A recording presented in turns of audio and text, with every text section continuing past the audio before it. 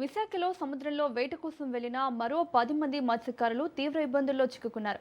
Visakhapatnam fishing harbour నుంచి గత నెల 22న వేట కోసం బయలుదేరిన ఈ 10 మంది అకస్మాత్తుగా మారిన వాతావరణ పరిస్థితుల కారణంగా సముద్రం మధ్యలోనే చిక్కుకుపోయారు.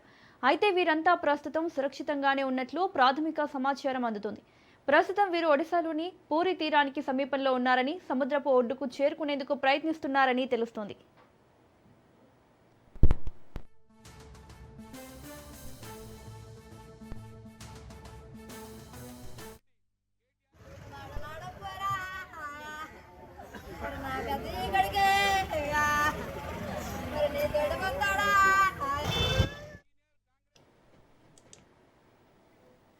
విశాఖలో సముద్రంలో వేట కోసం వెళ్లిన మరో 10 మంది మత్స్యకారులు తీవ్ర ఇబ్బందుల్లో చిక్కుకున్నారు. విశాఖపట్నం ఫిషింగ్ హార్బర్ నుంచి గత నెల 22న వేట కోసం బయలుదేరిన ఈ 10 మంది అకస్మాత్తుగా మారిన వాతావరణ పరిస్థితుల కారణంగా సముద్రం మధ్యలోనే చిక్కుకుపోయారు.